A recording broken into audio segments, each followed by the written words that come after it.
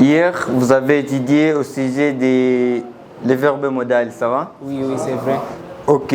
Aujourd'hui, on va essayer de citer les verbes qui se trouvent dans les modales groupes, ça va? Oui.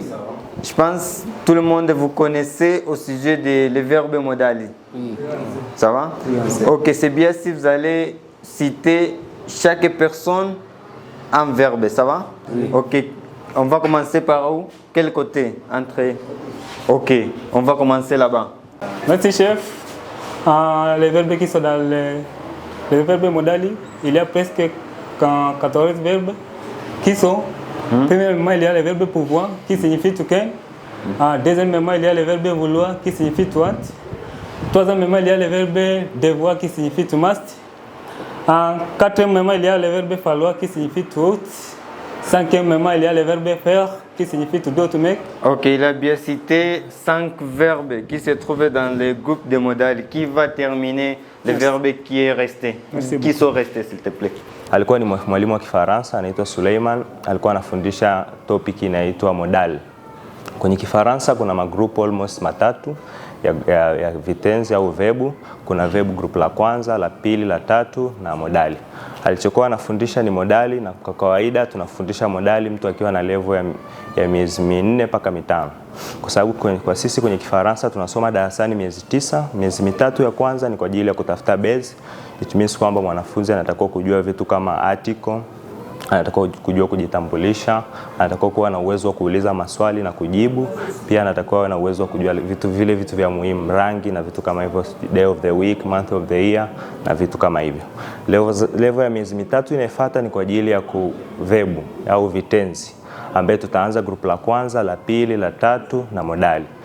Wanafunzi walikuwa wanasoma walikuwa katika level ya modali, na modali ni group la ni vitenzi ambavyo ni muhimu sana kwenye Kifaransa. Ni vebu ni vitenzi 13 ambavyo ni lazima mwanafunzi avisome, na ni very muhimu kwa sababu huwezi ongea Kifaransa bila modali.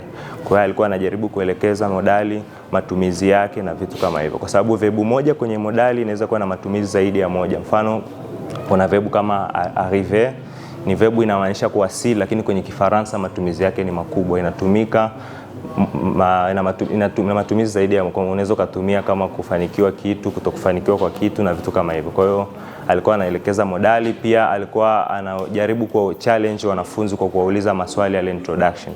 Kwa hiyo alichokuwa anajaribu kufundisha ni mambo ya modali ambaye ni vitenzi ambaye ni muhimu sana kwenye Kifaransa, na huwezi kuongea Kifaransa bila modali.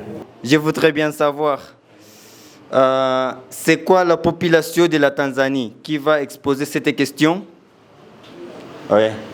Oui, allez. Merci chef pour me donner ces chances et ces opportunités. Tout d'abord, la population de la Tanzanie est environ 62 millions d'habitants selon de la dernière recensement de 2022. Merci. Maswali aliuliza mwalimu, c'est quoi comme la population de la Tanzanie? Maana yake ni upi ongezeko la watu Tanzania?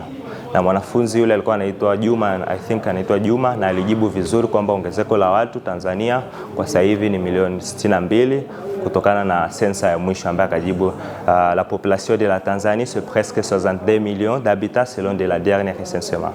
Kwa hiyo alikuwa anamjaribu kumchallenge, kumuuliza maswali, wanajibu hivyo. Kuna tofauti kubwa kati ya Kifaransa na Kijerumani, na tofauti kubwa ni kwamba kwenye Kifaransa sio kigumu sana, lakini kina mambo mengi. Kwa hiyo kila step unayokuepo unatakiwa uzingatie na kuwa makini katika kila kitu, kwa sababu Kifaransa watu wengi wanasema ni kigumu ni, lakini sio kweli, lakini ugumu wake unaanza kwa sababu kina mambo mengi. So ukikosa kipindi, ukikosa vitu muhimu, unaweza kuona Kifaransa ni kigumu. Watu wengi wanaongea Kifaransa ila sio wote wanaongea Kifaransa kizuri. Kwenye lugha kama Kijerumani kitu tulichoona kidogo ni tofauti. Kijerumani mambo ya pronunciation inaweza kuwa inaleta shida kwa sababu ni kidogo tofauti.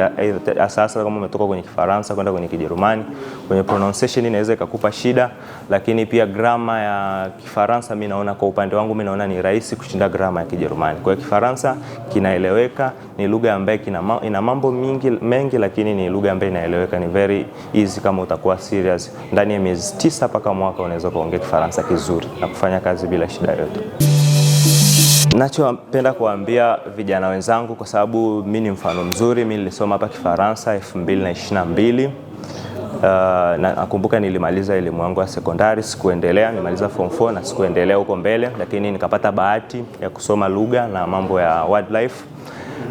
Nilisoma almost mwaka mmoja na nusu mpaka miaka miwili, vitu vyote viwili, kwamba kozi ya Kifaransa na kozi ya guide. Na kwa bahati nzuri mpaka sasa hivi ninavyoongea nafanya kazi na Kifaransa kimenilipa sana. So nachowashauri vijana wenzangu, kwa umri mimi sio mkubwa sana, lakini kuna vitu vingi nimefanya kutokana na lugha ninayoongea na knowledge nilizopata nilipokuwa rasimu. Kwa hiyo nawashauri sana, karibuni sana, kila kitu kinawezekana, hakuna kinachoshindikana. Kama unataka kusoma, karibu sana Rasimu College, utapata unachokitaka. Karibuni sana vijana wenzangu. Rasimu College inapatikana mkoani Arusha, mtaa unaitwa Kaloleni. Sio mbali sana na shule ya sekondari ya Kaloleni, pamoja na Kaloleni msingi, Kaloleni makumbusho pia. Kwa hiyo kwa mtu anayetaka kufika Rasimu College, maelekezo ni rahisi.